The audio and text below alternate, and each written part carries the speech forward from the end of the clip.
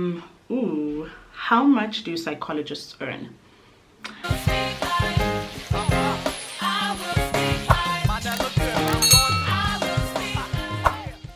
Hello everybody, welcome to Speak Votomi. Thank you so much for joining me. If it's your first time here, you're absolutely welcome. Here we do psychology, faith and vlogs. So I haven't done this in a minute simply because life has been lifing, but I'm not complaining. I've just had a lot on my plate and something had to give, and unfortunately it was YouTube. But I'm back and I want to do an FAQ and just answer all of those frequently asked questions about psychology. And if you have a question that you've been meaning to ask and maybe you haven't gotten to it, I hope to answer it today. But if I don't, you are definitely more than welcome to DM me on Instagram. I will either refer you to a video or answer your question. And if I can't answer your question, I will definitely say so. What can I do with an undergrad in psychology? To become a psychologist, you need a master's, and to get into master's and honors is a lot more difficult as compared to getting into undergrad. So I'm sure there are people, if you're not one of them, that have found themselves in a situation where all they have is an undergrad in psychology. Now, I don't want to lie to you in terms of how difficult things are, and especially when it comes to getting employed within the psychology space with just an undergrad in psychology. But there is a person that I know who went on to work for a certain insurance company, and she does work for that company. A lot of the time it's difficult for you to find employment in those spaces because they want some sort of industrial psychology experience or HR experience, which if you did mainstream psychology like I myself did, you did not have the option of even selecting those as electives. So it does really become difficult to find employment when it comes to that. Most people end up deviating and either doing a completely different degree, or doing or maybe off-ramping and studying something that they can still use their qualification for but do something else. For example, I know people that have moved on from psychology and have done teaching just because of how difficult it is, and most people in South Africa are getting degrees to get employment at the end of the day. Which institution is best to study psychology? Okay, now this is a difficult question to answer simply because if you can go to the best institution and not put in the work, it doesn't really matter what institution that you go to.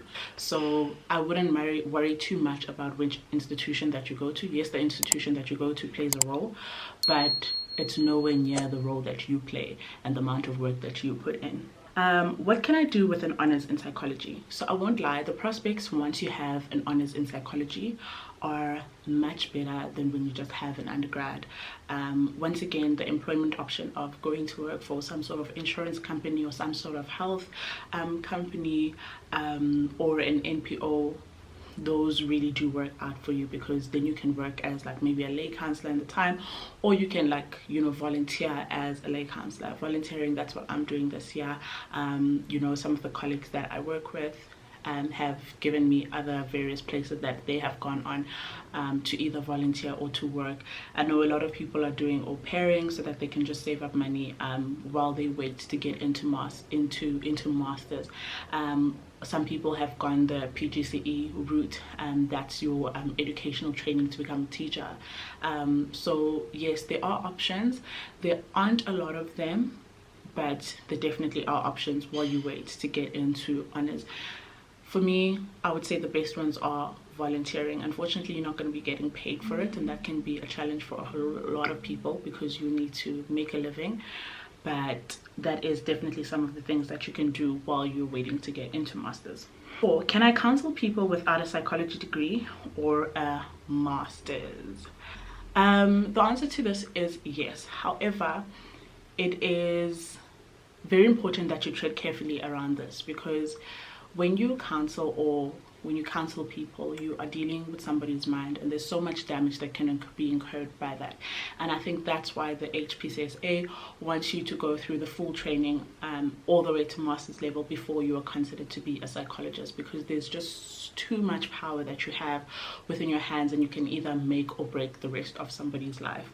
So yeah, that's why accreditation is so difficult to get via the HPCSA. However, at the very same time, within South Africa, it's a much needed resource. You know, psychology is a much needed resource, and not everybody is able to get access to a psychologist or able to afford one. So yes, there are lay people that do counseling, but I highly recommend that you do it under supervision. Do not do it on your own. You can definitely incur fines and consequences if you go around doing it that route.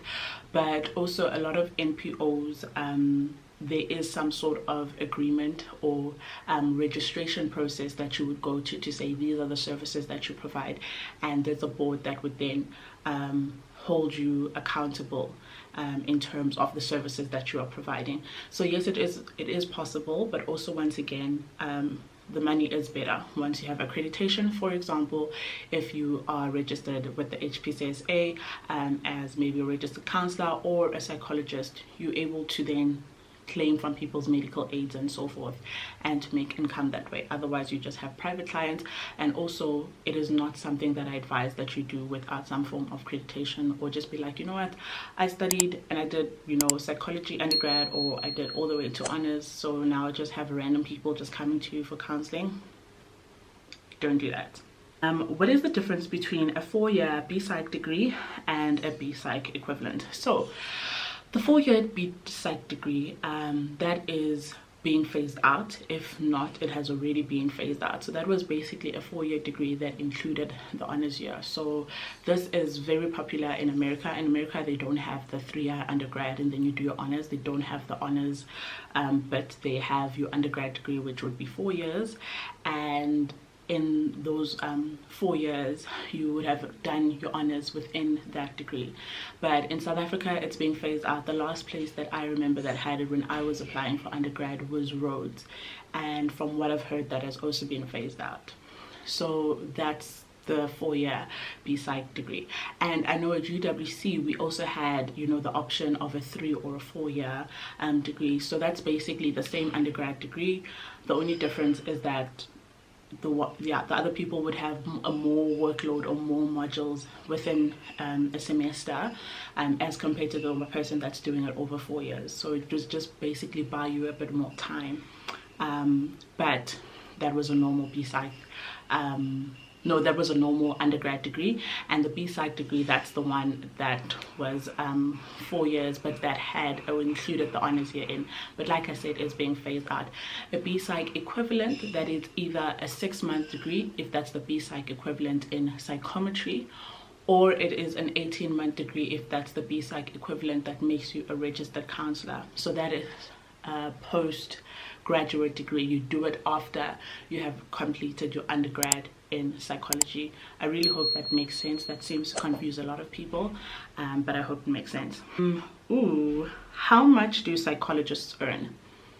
Okay, this is difficult to answer because one, there are many and multiple streams of psychology. There's clinical psychology, there's counseling psychology, then there's a private sector, and there is the public sector, and then on top of that, it's based on your experience as well. Someone who is more experienced might get more money than somebody who is less experienced.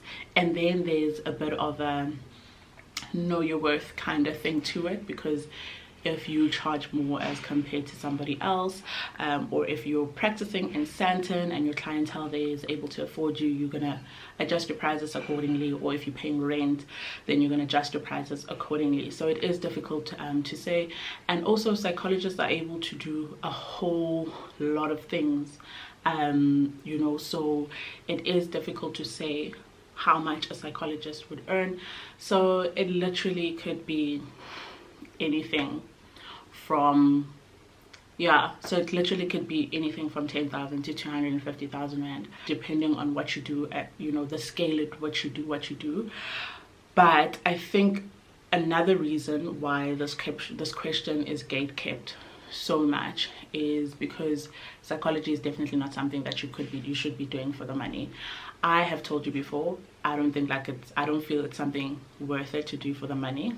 There are better and faster and ways that are kinder to your mental health to make money. If you're going to be doing it for the money, that's definitely not a good idea. What is the difference between a counseling psychologist and a clinical psychologist? This is a very popular question that I have.